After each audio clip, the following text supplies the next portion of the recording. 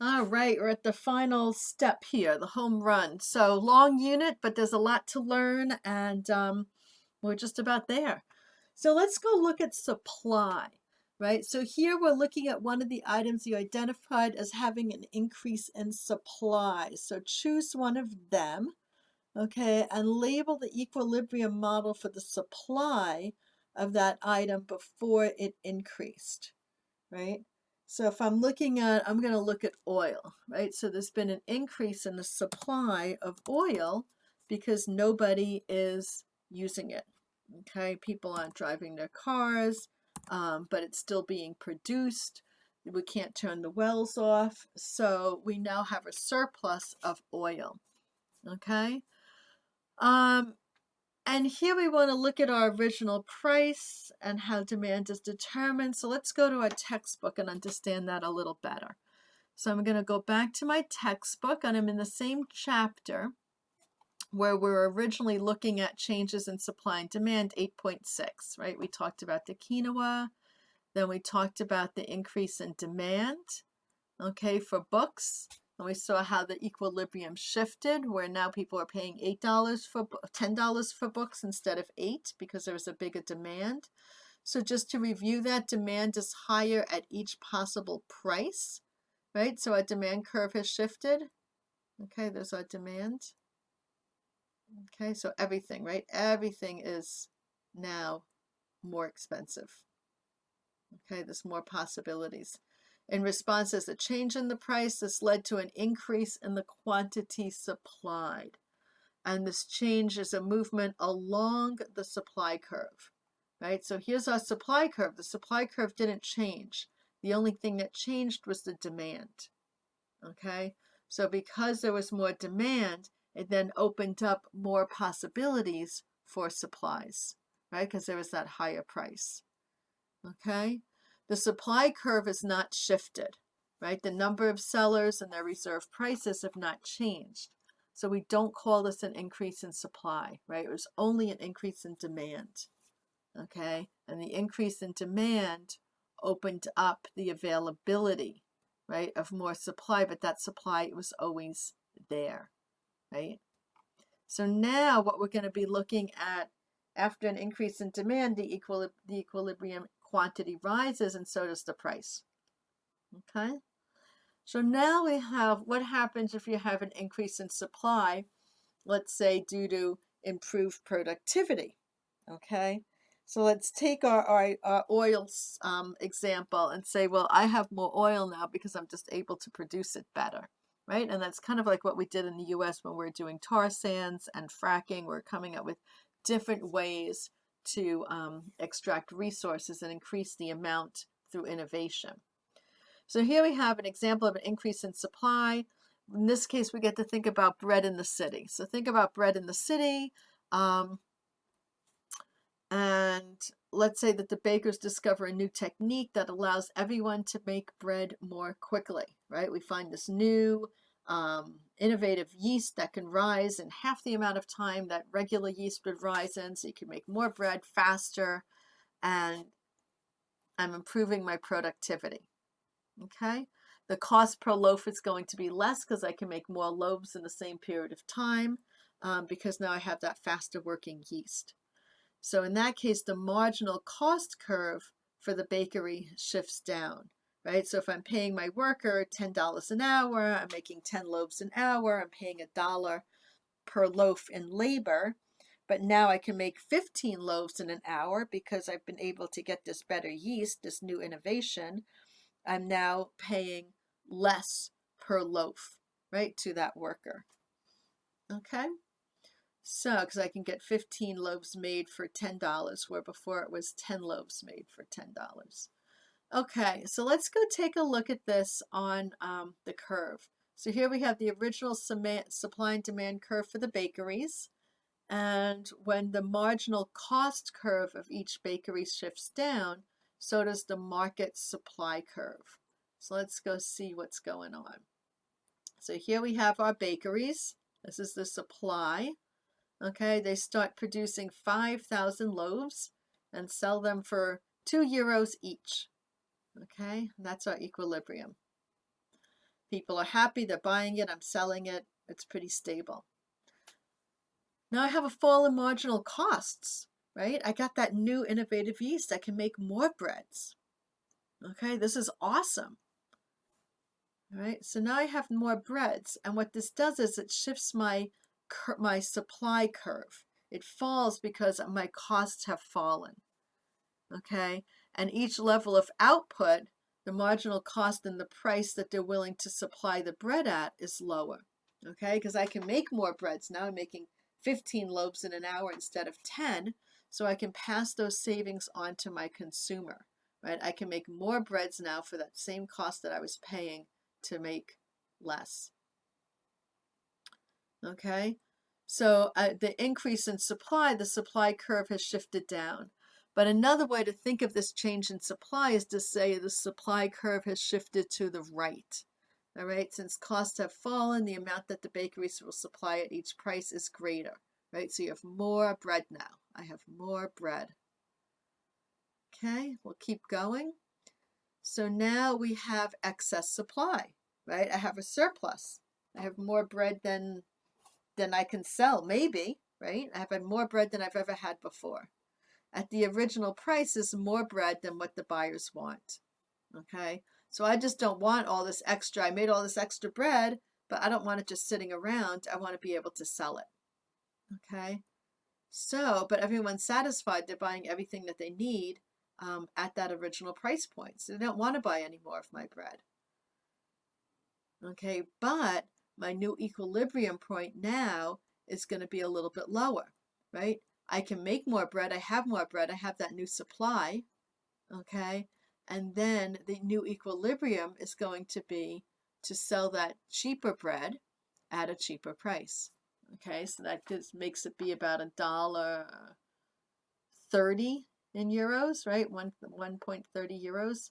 Okay, and then that's going to meet my new demand. So now I can produce my 6,000 units of bread and I can sell it for a little bit less and it's all going to get sold. Okay, because now I'm at my new equilibrium based on my new supply. Okay. All right, so if we just go down here, the improvement in technology in bread making leads to an increase in supply, a fall in the price of bread, and a rise in the quantity. All right, so if we go back to our workbook, we can talk about how the price was set and how the demand was determined, right? If the price was set by my cost of production, right? Okay, it was set by what I needed to be able to pay to make that supply. And then the demand was determined by the number of people in the marketplace who would pay my price. Okay, so there's a little bit of a difference here, right? And how the prices and the demands are set. Okay, in this case, the price is set by the production. It's based on the supply, right? My cost of production. Okay, and then the demand is people that would pay that price. So now we have COVID-19 has led to a sudden increase in supply of this product, right? For example, oil. We have a ton of oil, a ton of gas, mostly because of non-use, but it's still there. So what's happening at point B in terms of price? So here we have my original oil that I was pumping out. We can say that there was a new innovation, perhaps, that's causing me to pump out more oil. If we're looking at like the production of hydrocarbons for fuel, I can say, well, now I can frack and now I can use tar sand, so I have more supply. What that does now is it creates a new equilibrium at point B. Okay, so more people are going to be using that energy because it's cheaper. Okay, more people are going to be available to engage in that new supply because the price is now less. Okay, and that's gonna, and we've seen that at the gas pumps, right? If we're looking at the cost of gas, and the cost of gas has gone down as less people are using it and we have a greater supply. So what are the market mechanisms that led to the creation of point B? Okay, so we have two. One is if we're looking at the fracking story, that we have new technologies, right? So new technologies has enabled me to increase my production.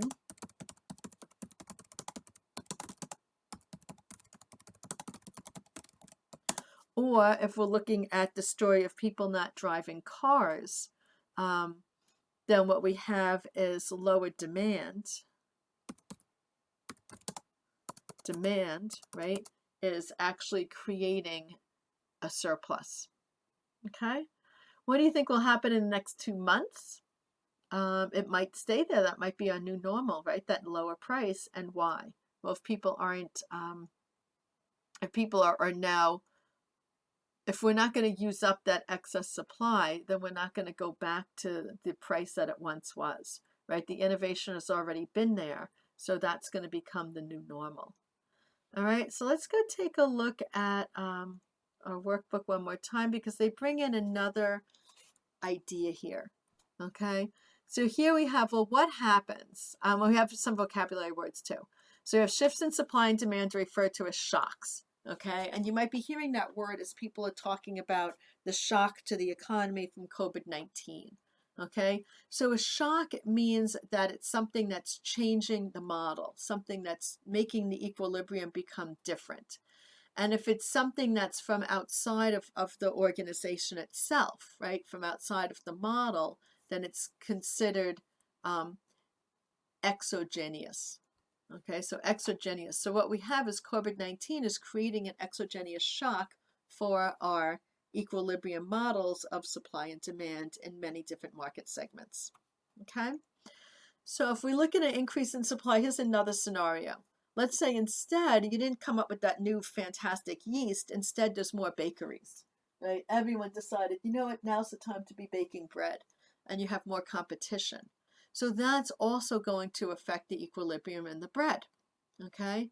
So the equilibrium price was at £2 when they had the original 5,000 loaves created. What if the excess supply is created by more competition? Okay, that would be another reason for that price to go down. Okay, so let's see.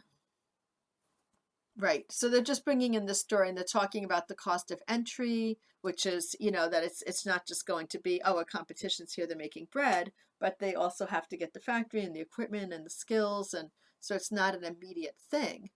And it also has to be profitable for the new people to come into the market. Okay, but when more bakeries have entered, more bread will be supplied at each price level, and the reason for the supply increase is different, right? But the effect of the market equilibrium is the same. Okay, a fall in price and a rise in bread sales. Cool. Oh, right. And we see that in our world all the time, right? You have McDonald's and you have Burger King. You know, the two of them keep each other honest because they're in competition with each other. Okay. And they're producing product and they're setting prices and they're also scaling what they're supplying in their particular markets. Okay. So here we have, if we have new competition come in, again, we're increasing our number of loaves. So it's a new supply instead of a new innovation. Again, we still have that lowering of the price. Cool. All right, so that's everything with demand and supply. Let's go take a quick look at our workbook and make sure PowerPoint slide 22 talks about the results. So let's go take a look at our PowerPoint. So we have demand shifts, right? So here we're looking at there's a significant contraction of demand for some goods and services. Okay, and we've been talking about that. Also, with lower profits and significant debt, there's increased evidence of bankruptcy, reduced hiring, increased layoffs. But then some goods and services see higher demand, right? Healthcare, sanitizers, masks. And there's also panic buying, hoarding, and profiteering. So let's just look at that real quick. So we have this idea of bankruptcy and lower profits. Okay, so looking at that contraction in the demand curve. So if we go back to our workbook, okay, and we're looking at, here's our demand curve, right? And what happens if our demand contracts, right? Where we're not looking at everybody wanting face masks, but instead we're looking at nobody wanting cruises. So if that was to happen, our curve would then go to the left. It would contract. And if our curve contracted, what would, let's say, to $15, right? What would be our new equilibrium price? Okay, we'd be selling less product, okay, if we were here, okay, for a lower price. All right, and that's what we've seen happen. And what's the result of that, right? When your demand is less, if it moves to the left, nobody wants what you have, it becomes cheaper, it's sold less, and then we see, based on this slide, we have bankruptcy, right? Stores can no longer maintain themselves. It's below their cost of operations. We have less people hiring because there's no work to get done, and we have layoffs. Businesses are trying to cut their costs by getting rid of their workforce. They don't need the workers to be working, so they're trying to cut their costs. That's one of the easiest places to start. It's much easier to not lay off a worker than to sell a machine, because the machine you can just shut off and then turn back on again. So there's no cost other than any debt that you've had from purchasing that machine. But the worker is an ongoing cost every single day, whether they produce something or not. So that's why workers always get hit first when we're looking at reduced demand for products or services. All right, and then we have some goods have higher demand, okay? And that's an incentive for panic buying, hoarding, and profiteering, right? Because if we go back, let's just look at this. If we go back to that increase in demand, right? So now it's a bigger price. So there's that larger quantity that's now being sought. So people can go in there and they're trying to take advantage of that difference, right? Catching those products still at A and selling them at B. Okay, so there's that short little window as this equilibrium is starting to rebalance itself, that people can come in and take advantage of that gap. Okay, and we're going to look at that a little bit more in our next unit. Also, let's look at the slide about supply shifts. Okay, so we're looking at a disruption of global supply chains. And that's really important to think about, because for me to make a face mask, let's say, or even a ventilator, I need parts that come from many different factories, many different places all around the world. Even for my face mask, the filtration material is made in China. Okay, so I need to be able to source that. If my Chinese factory is closed, then I can't get that material. Even if I have my production facility in Indiana and my sewers are there and my machines are there, if I don't have the cloth to sew, then I can't make my product. So we have these global supply chains. And if I don't have enough product to fill my boat's not going to leave its port, let's say from China to the US. So then my supply chains are further reduced. So even if they can make the fabric in the factory in China, if there's not enough other products to also sell, I'm not going to have the ships transporting the goods, because the ships have to wait to get full. So the supply chains are really interconnected all the way from the transportation, production, use, and they can fail easily. So greater employee absence also lowers supply. Okay, supply and demand suggest higher price and lower quantity. And then you also have opposite effects on profits, but negative on balance. Okay, and resulting in reduced hiring, increased layoffs, and more bankruptcy, right? If people aren't able to make the products that are needed, then they can't continue to operate their facility. All right, so looking at supply, looking at demand, predicting what's happening in the future. And that takes us up to this last question here. This slide was made in late March, okay, and still at the start of COVID-19.